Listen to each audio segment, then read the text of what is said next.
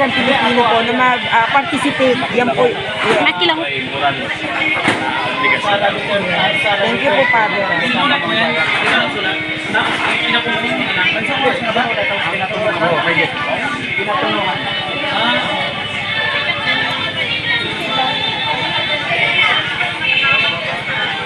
Okay, thank you so Buti pa much. si Sir, kabisado niya yung ano niya. Sir, pwede po bang manawagan din po kayo sa mga kapwa natin Pilipino para mabuksan din po yung isip nila?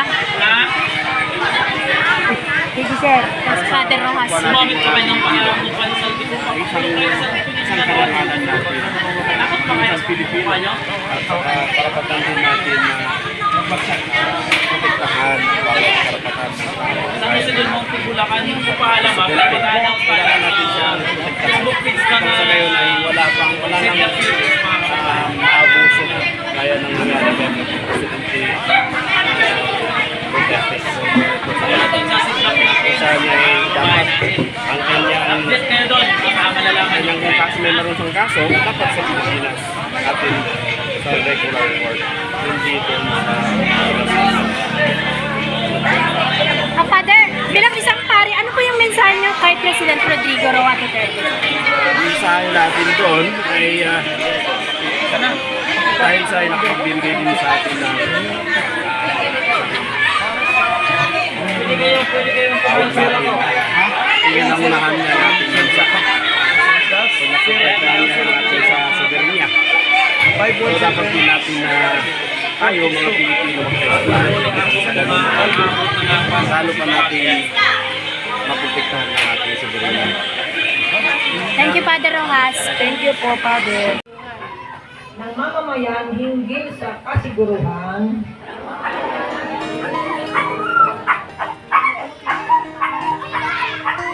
sa mabuting pamamahala at kapayapaan.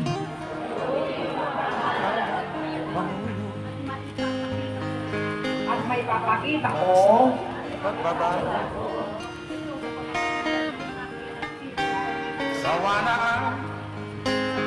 sa pamamagitan ng aktibong partisipasyon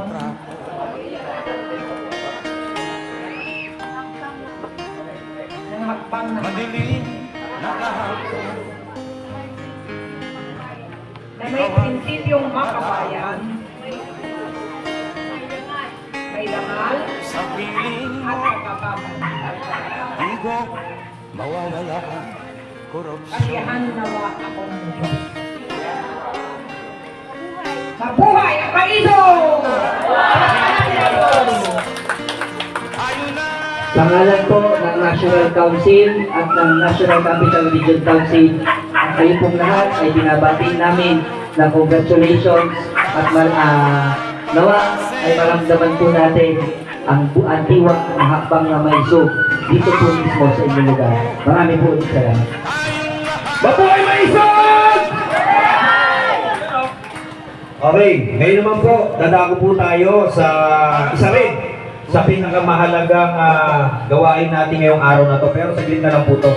Hindi na po tatagal ito ng, ng 5 oras. 30 minutes, no? Meron po kasing inisyatibo ang ating mga kaibigan, no, from Davao, dito rin po sa Luzon.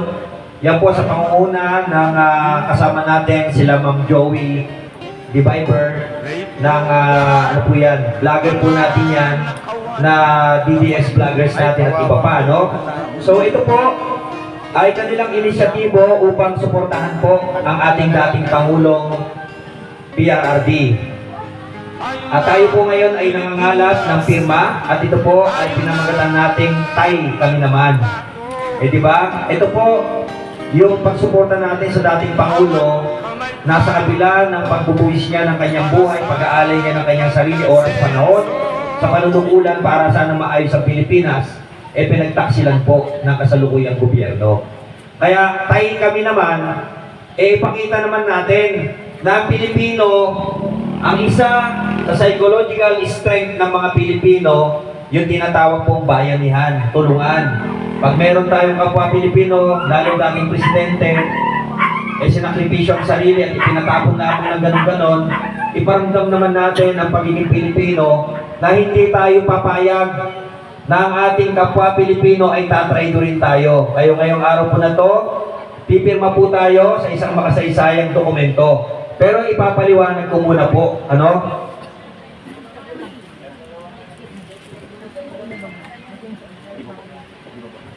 Okay.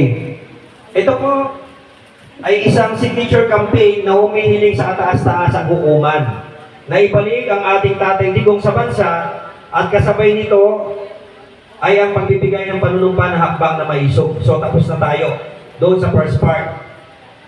Ito po yung nilalaman ng ating liham to the Honorable Justice of the Supreme Court.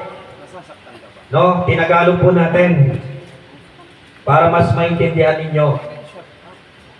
Sa mga karangalang hukom ng kataas-taasang hukuman, sa may paggalang, isinusulat namin ang liham na ito upang ipahayag ang matinding pag-aalala tungkol sa hindi pa naayos na mga petisyon tungkol sa pag-aresto sa dating Pangulo Rodrigo Roa Duterte at ang mga aksyon ng tanggapan ng Pangulo at ibang opisyal na humantong sa kanyang paglipat sa isang dayuhang hukuman sa kabila ng kanyang edad at masamang kalusugan. Ang mga petisyong ito ay nagtataguyod ng malubhang tanong sa konstitusyon tungkol sa kapangyarihan ng ehekutibo. Si Bongbong Marcos po yun. Tamang proseso at ang papel ng hudikatura bilang ang huling tagapagtaguyod ng konstitusyon, Supreme Court. So dalawa po ang tinatanong natin dito. Ang executive, which is the president, at ang legislative, judiciary, ang Supreme Court. May paggalang na hinihiling namin sa karangalang hukuman na ito po yung petition natin, pakinggan nyo maigi. Para po pag pumirma kayo dyan, alam nyo yung pinipirmahan ninyo. Okay? Number 1, gumawa ng aksyon sa 4 na nakahain na petition. Kasi po meron tayong nakahain na petition. 4 yun. Hanggang ngayon, wala pa po silang malinaw na resolusyon tungkol doon. Ito po ang GR numbers 278747, 278798, 278763, at 278768. Nang may sapat na kahusayan, isinasaalang-alang kanilang kahalagahan sa bansa at ang epekto nito sa tiwala ng publiko. Number 2, ipagbawal ang anumang aksyon ng tanggapan ng Pangulo o ng mga opisyal nito na lumabag sa tamang proseso, lumalampas sa kapangyarihan ng ehekutibo o binabaliwala ang mga pamamaraan ng hudikatura na may kaugnayan sa pag-aresto at pagtrato sa dating Pangulong Duterte. Illegal pa yung pag-aresto? Lahat pa tayo naniniwalang inidnap ang dating Pangulo? Yes! Sangayon tayo dyan, ha? Number 3, itaguyod ang konstitusyon at ang kalayaan ng hudikatura at linawin na walang sino mang opisyal ng gobyerno ang nasa itaas ng batas. Tama ba na dapat walang nakakataas sa batas? Yes! Tama po ba yun? Tama! Okay, agreed. At panghuli, utusan ng tanggapan ng Pangulo na gumawa ng lahat ng legal na hakbang para iligtas na ibalik ang dating Pangulong Duterte sa jurisdiksyon ng Pilipinas sa ilalim ng proteksyon ng batas ng Pilipinas na siyang nararapat naman. Sangayon ba kayo doon papalikin si Tatay Digong? Yes! Sangayon ba kayo na papalikin ang dating Pangulong Rodrigo Roa Duterte? Yes! Ang kasong ito ay pambihira dahil kabilang dito ang isang dating Pangulo, isang mamamayan na minsan nanguna sa bansa at ngayon ay may karapatan tulad ng lahat ng Pilipino sa proteksyon ng kanyang mga karapatan. Ang paraan ng kanyang pag-aresto at paglipat na isinagawa ng walang malinaw na pangangasiwa ng hudikatura ay nagpapataas ng malubhang pagdududa tungkol sa panggalang sa batas at sa otoridad ng karangalang hukumang ito. Ang paglutas ng mga petisyong ito ay hindi lamang isang legal na tungkulin, kundi isang moral na pangangailangan. Kung hindi ito malulutas, ang sitwasyong ito ay maaaring magbukas ng pinto para sa mga susunod na pang-aabuso ng kapangyarihan at marami pang humantong sa krisis sa konstitusyon na nagpapahina sa tiwala ng publiko sa ating mga institusyon. Kayo ba gusto nyo takipin na lang, galing kayo doon? Sino may gustong takipin kayo, galing kayo doon? Libre ticket. Okay. Maraming Pilipino ang naniniwala na ang pag-aresta sa dating Pangulong Duterte ay naimpluwensyahan ng politika sa halip na tanging batas lamang ang gumabay. Tinatandaan nila siya isang pinuno nagtatanggol ng pambansang soberanya at nagsalita laban sa katiwalaan bago ang kanyang pag-aresto. Inihayag niya ang pandaraya sa pambansang budget ng 2025. So nakita naman ninyo ha, tinatanggi na nila yung insertions. Hanggang ngayon ang Supreme Court, no, yung PhilHealth pa lang ang pinababalik 60 billion. Pero yung insertions, wala pang malinaw doon. Pending, kumbaga. At may kasabihan tayo, justice delayed, justice denied. Papayag pa kayo na yung bilyong-bilyong pera na nakawin? Hindi! O, kaya dapat magkaisa tayo, suportahan ng pagpirma. Ang mga tugon ng hukuman ay magpapatunay ng batas ay nagpuprotekta sa bawat Pilipino kapag may kapangyarihan man o karaniwan lamang. Nasa tungkulin o wala. 8 buwan na po mula nang ang dating Pangulong Duterte ay nakakulong at walang nararanasang pagdinig. Diba? Hanggang ngayon, pinapatagal nila. Kasi gusto talaga nilang bulukin si Tatay Digong. Ang kataas-taasang hukuman ay palaging ang huling tagapagtanggol ng konstitusyon at ang huling kanlungan ng mga naghahanap ng hustisya. Naniniwala kami na ang karangan ng hukuman na ito ay magkaroon ng aksyon ng may katanungan, lakas ng loob at kalayaan para itaguyod ang batas at ibalik ang tiwala ng mga tao sa ating mga institusyong demokratiko. Lubos na gumagalang ang mamamayang Pilipino, kasama ako, kasama ka, kasama tayong lahat. Mabuhay Maisog!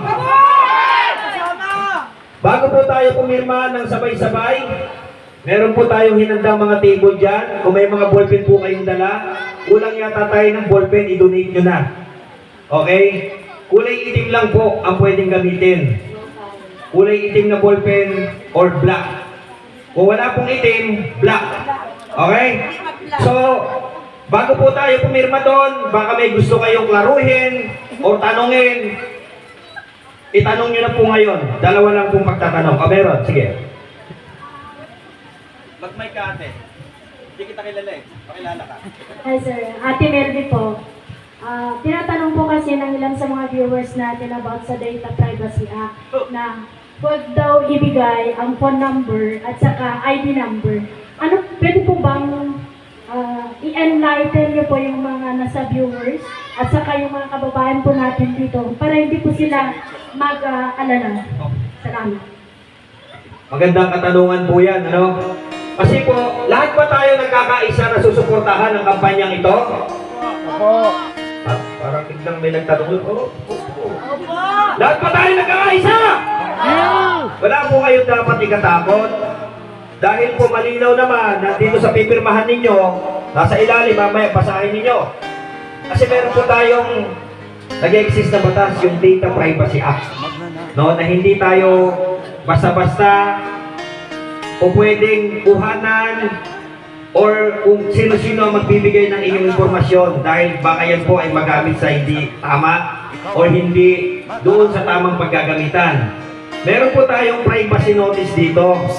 Basahin ko lang po para sa mga nag-aalala at sa mga viewers natin na nagtatanong, no? Privacy notice in compliance with applicable data protection standards. Please be advised that your personal information, yung pangalan nyo, including your full name, signature, address, and identification numbers will be used solely. Ibig sabihin, dito lang gagamitin. Kasi itong petition na to, isasabit natin sa Supreme Court. So dito lang. Maliban dito, wala na tayong ibang pwedeng paggamitan.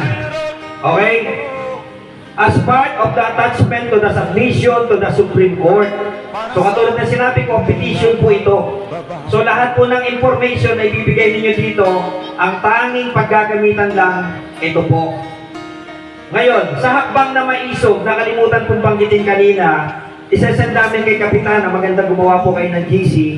Meron po tayong online application doon. User-friendly po yun. Pipili lang kayo kung saan lugar kayo sa Pilipinas. I-click nyo po yun, may mga sasagutan kayo doon. At pag nasagutan nyo po yun, i-approve po yun, papadalan po kayo ng ID ninyo. May problema kasi tayo doon minsan sa ID dahil maraming organization. gumagamit, ini-scam yung paniningil ng ID. Wala po tayong singilan dito. Lahat ng miyembro, pwede pong magkaroon ng ID na libre. Ngayon, papadalan po kayo ng link. No, nandun yung picture ninyo, kaya po hindi kayo ng picture doon. Ididikit na po yung picture ninyo doon sa ID, sasend sa inyo. Bahala na kayong magpa-print. No, kahit na po gusto nyong plastic ID yan or laminated, bahala na kayo. Pero may barcode po yun at may control number. Magagamit po natin yan sa mga darating pang panahon. Okay? So wala po kaming sinisingil, wala kayong babayaran leasing ko. Okay, tuloy ko po. So sabi ha, dito lang gagamitin, attachment lang. These details are required for the proper processing and authentication of the filing. Kasi syempre, nagpasa tayo sa Supreme Court, isang tambak na dokumento. Sabi ni Supreme Court, sino yung mga tao na yan? Madali lang kumuha ng tao eh. Ginagawa nga ng eleksyon yan eh. Bumuboto yung mga patay, di ba? Tama ba eh? Kaya po kailangan ng ID ninyo for verification. Wala naman pong hininging number dito. Ang hiningi po dito, yung klase lang ng ID at ID number at saka po address and signature ninyo. Kasi po, syempre itong Supreme Court, sa dami ng Duterte supporter, baka sabihin nila gawa-gawa lang natin to. Tama? Kaya kailangan po, nag-i-exist yung tao. Puntahan man nila minu-minuto, makikita nila basta buhay kayo. Tama? Kasi mga pipirma dito, buhay pa rin kayo. Okay, next. Your personal data will not be used for any purpose beyond this submission. So walang ibang paggagamitan.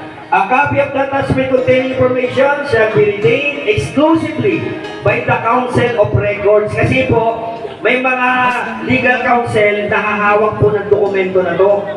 Hindi po kung kani-kanino tao pupunta to. Abogado po yung mga yon. Okay? By Council of Record, strictly for documentation and reference in connection with the said filing. No further dissemination, reproduction, or secondary use. Baka mamaya, bigla may magpunta sa inyo, nag-deliver sa inyo ng Lazada. No? Kasi ayun, wala daw secondary use, dito lang talaga. Shall be made without your explicit consent unless required by law. By providing your permission, you acknowledge and consent to this limited and secure use. Ibig sabihin, ginagarantiya, sinisiguro na ang dokumentong inyong pipirmahan ay eksklusibong gagamitin lamang para sa gagawin nating pagpapile ng petisyon sa Korte Suprema. Wala na pong iba. Ngayon, gusto ko po malakas sabay-sabay para wala magrereklamo. Sasagot kayo. Kusang loob po ba kayong susuporta at pipirma? Kusang loob ba kayong susuporta sa dating Pangulong Rodrigo Roa Duterte? At dahil po dyan, meron po tayong mga hinandang mga lamesa. Pagamat wala pang pagkain, dokumento muna.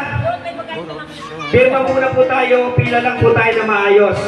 No? Pakilagay po ang inyong pangalan, address, ID number, at sa dulo po, signature. After po nito, po pwede kayo humingi kay Kapitanan ng kopya nito. Kasi baka may mga kapitbahay kayo, na mga Duterte supporters din, pwede nyo sila papirmahin, paliwanagan nyo, pagkatapos hanggang Friday, ibalik nyo po yung filled up form kay Kapitana. Okay po? Sige po, hanap na po kayo na pwede ninyo puntahan para pumirma. Maraming salamat. Saka in addition, yung mga nandito ngayon, you will serve as leader. And then, pagka nakagawa na kami ng GC, sa inyo namin i-entrust yung link para magkaroon kayo ng ID. Para may basihan tayo pagdating ng panahon, kung ano yung mga serbisyo na kailangan natin, pag tayo ay nandun na sa tugatog ng tagumpay. Okay ba sa inyo? Ayaw nyo sumagot! Adon, yung mga nakapirma na, Tapos na, no? Pupunta na sila doon sa food. Opo. Tapos, ay, number na. Yung mga nakapirma na, pumunta na doon, doon. Magmerienda na doon. Meron kami, prepare na merienda. Sa hirap, tayo, nagdurusa. Sarana, kaya taong bayan. tayo Dali, ano po yung number niya? Ano yung walang ID ka na?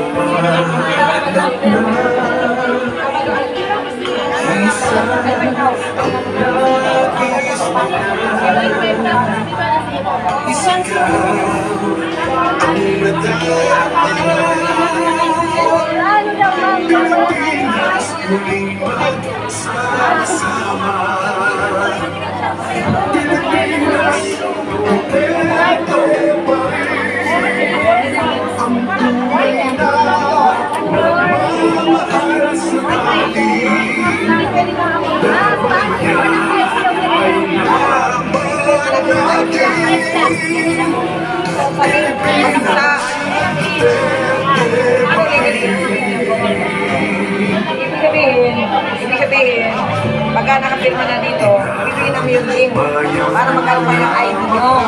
Para palagandaan na you participated. Pag ganyan ang panahon na nag-approve na kayo may ID ngayon, hindi kayo tumulong sa amin, may ID na kayo. Diba? Sa mga ahensya, sa mga lugar, sa buong mundo, buong Pilipinas, may ID kayo na you participated, you are a member of MySong. Kami magbibigay ng link. Kayo na yung kukuha doon sa link, kayo na mag-fill up doon, kayo na magpapalaminate, magpapaprint. Lagyan nyo ng ID niya, may ID na kayo. May barcode doon. Okay?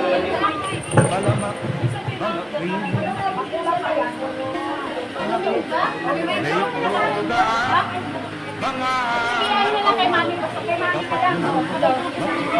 Kay mami na lang muna. Pangalan mo muna.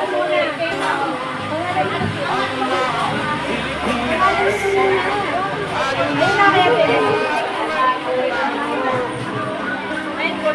Pera Street.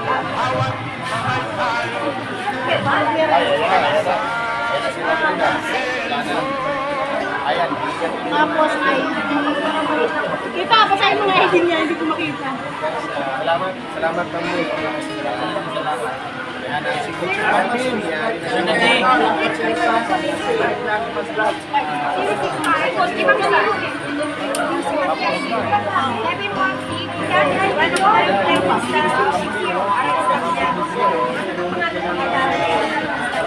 Nay, pirma mo. Ay, pakibaga rin yung number ko dahil sa mga ano.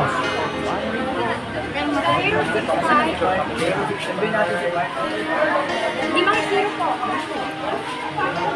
Yan ay 6-0. Sige po. 7-1. Sino pa? 6-0.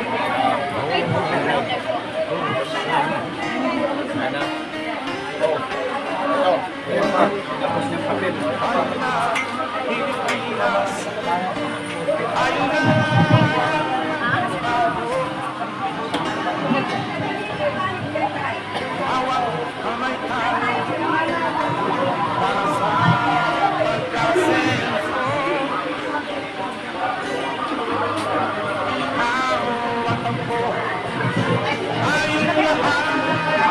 Opo.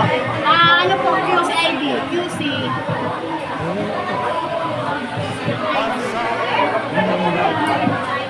Number niya. Oh, may pansit pa. Andiyan ang number niya. Ito po. Ito.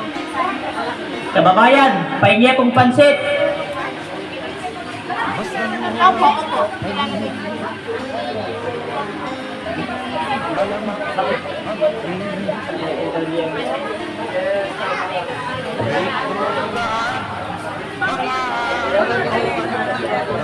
Sir Plasino, pahingi pansit. Ay, wala. Oh, grabe naman kasi yung content talagang nalilito. Maraming salamat po. Maraming salamat.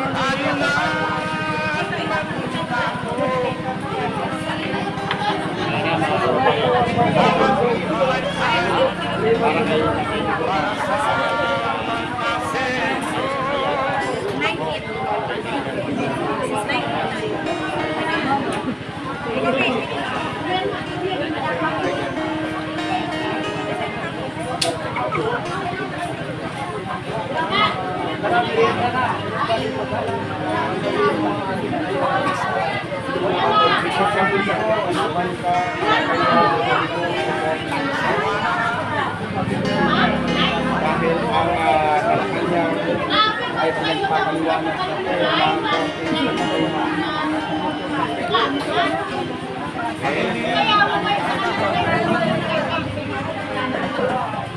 Yes, totoo yun mga tila. Marami kong bulag sa pagkakalan. Marami din sila hindi nilalagay sa kung ano ang nangyayari ngayon sa ngayon mga kabayan. Ha? Ito na, sasabihin ko sa inyo, pinagpapaliwanag na humihingi na ng explanation ang Korte Suprema about dun sa interim release.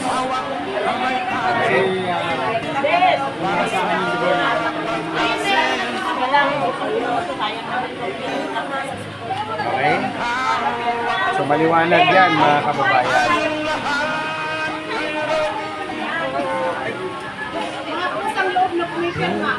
Alam naman po natin yan, hayaan nyo na dyan yung mga against dyan, hayaan nyo na. Kasi yun lang ang hanap buhay nila, yan lang ang pinaglalaban nila. Wala nang explanation. Pati yung nakuha nila, hindi na mapag-explain. Pati yung nakaraang about dun sa PhilHealth, hindi nila may mga paliwanag mga kababayan. Doon na lang tayo, kita mo picture. Hindi nila may paliwanag. Ay, grabe, nagagalit. Okay, mga kasama, after po natin mag-merienda. Plano nilang gumanti. Nanggaling nga mismo kay Trillanes yan eh. Anong sabi ni Trillanes noong nakupo pa si Tatay Digong? Weather lang yan, 6 na taon ka lang. Tama, mali? O, ngayon sinasabi niya, nakarma na daw. So, ibig sabihin, possible, lahat ng mga bagay na yan, posible yan, na napag-usapan na nila yan, kung paano nila gaganti. Tignan ninyo, yung mga gago sa Senado, lalo na si Rizal Tiberos, sabi niya, ang dami daw iniwang kalat si Duterte. Anong kalat? Eh kung maraming iniwan na kalat si Pangulong Duterte, kayo yun, mga putang ina nyo, hanggang ngayon nagkakalat kayo dyan. Di ba? Kaya yung sinasabi nila na yon, mga ano na lang yun, sour graping, sweet lemonade, no? Mga defense mechanism ng mga talunan. Sir, ano masasabi mo kung sa sabi kasi nila, bakit daw ang sinisisi natin ay ang nagpadala Sino may sabi niya? kay Sino may sabi niya? yung mga pinklawan, Oh. bakit daw sinisisi natin si Bongbong Marcos sa pagpapadala natin kasi Alam mo, ganito lang yan eh.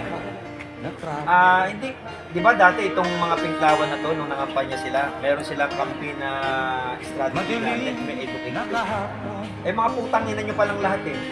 Paano kayo mag-educate kung kayo mismo mga bobo kayo? Di ba? Sa isang nangyayaring krimen, sino ba ang may pinakamakapangyarihan kahit na sabihin natin na we have 3 equal branch of the government, the legislative, judiciary, and executive. Sa palagay ninyo, sino may pinakamakapangyarihan sa lahat? Ang presidente. Bakit? Nakakapagluklok nga yan eh. Ng mga chief justices tama. Sino sisisihin nyo? Ako. Diba? Money for us. Sino sisisihin nyo? Mga gago kayo. Walang ibang dapat sisihin. Kung bakit ganito kagulo yung bansa natin. No? Kung hindi, si Bongbong Marcos at kayo na magugulong mga komunista at mga oligarko, drug lords at mga magnanakaw na politiko. Kayo yung magugulo, hindi naman kami. Okay? Kaya huwag nyo na sabihin sino sisisihin. Dahil pag kayo sinisi namin, ayaw nyo naman. Sino gusto sisisihin namin? Siyempre, presidente yung bangag na ngayon, matapos yung isuka-suka ng panahon ng eleksyon, matapos na sinabi ninyo magnanakaw, ngayon, yung bayag, sinusupsop ninyo, mga putang ina nyo. Sir Placido, huling message na lang po. Marami na po kasi viewers na nanonood dito ngayon. yung message na lang po ninyo sa mga magulang. Baka kasi maligaw ng landa sa mga anak nila, bigyan niyo ng po ng konting payo po yan. Yung mga magulang natin. Para sa mga, baka kasi, ang alam ko marami na po sila na agitate na sa mga, pumapasok na po sila sa loob ng campus sa mga komunista. So bigyan niyo na po ng konting kaalaman yung mga magulang natin na nanonood dito. Na alam bigyan ng advice na para hindi mahikayat ng mga NPA. Alam mo, nung mga bata pa tayo, no, nag-aaral pa tayo, ang sinasabi sa atin, ang mga guro ay ang ikalawang magulang. Tama ba? No, itong mga guro na to, may mga magulang din to eh. No? Siguro kung mananawagan man ako, bukod dito sa mga biological parents, nananawagan din ako sa mga guro. Huwag nyo nga hayaan na papasukin kayo, no, ng mga komunistang grupo. Kasi baka mamaya anak na ninyo yung nabibiktima dyan. No? Sa mga magulang, okay naman, nabigyan natin ng kalayaan yung ating mga kabataan, yung ating mga anak. Pero bilang magulang, meron tayong obligasyon para mabigyan sila ng tamang direksyon. No, kausapin natin ng mga anak, hayaan natin sila mag-open sa atin, alamin natin kung ano yung mga ginagawa nila. Kasi alam nyo, kapag nakapasok na kayo dyan, yung kabataan madaling i-brainwash yan. No, kasi ang kabataan, syempre,